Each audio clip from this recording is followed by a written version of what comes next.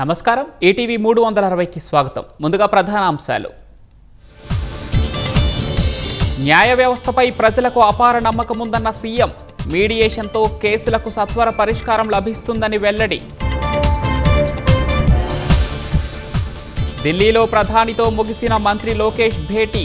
45 నిమిషాల పాటు కొనసాగిన సమావేశం. గత కేబినెట్లోని వారంతా నేర చరిత్ర ఉన్నవారేనన్న మంత్రి డోలా. ఏడీఆర్ రిపోర్టుని వైసీపీ వక్రీకరిస్తోందని విమర్శ.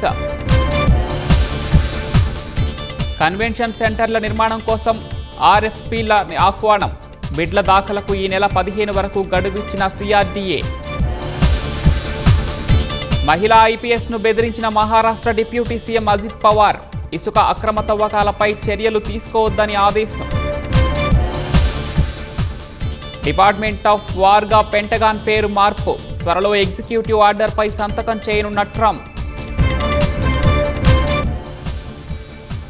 భారత్లో తొలి కారును డెలివరీ ఇచ్చిన టెస్లా.